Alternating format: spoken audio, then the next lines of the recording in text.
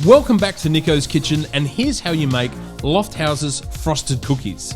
Into a large bowl, add half a cup of softened butter and 1 cup of superfine or caster sugar. Mix until pale and creamy. Now add 1 egg and 1 egg white, 1 teaspoon of vanilla extract. Finally, add 3/4 of a cup of sour cream and a half a teaspoon of salt and mix well. For the dry mix, in a large bowl, add 3 cups of plain flour, half a teaspoon of baking soda and half a teaspoon of baking powder. Combine well and then add the dry mix to the wet mix. Fold gently so not to overwork the dough.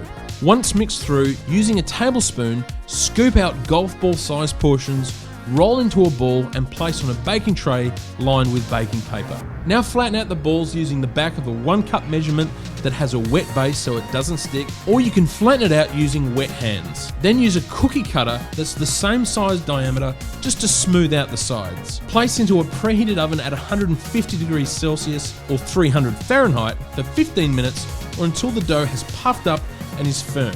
Don't leave them to brown as you want them a very light colour. Leave to cool completely. Now make the frosting. Combine 3 cups of icing or powdered sugar and 1 tablespoon of milk.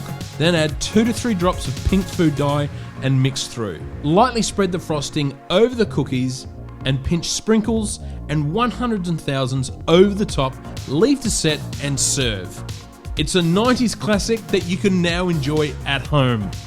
And now all we have to do is get stuck into these bad boys.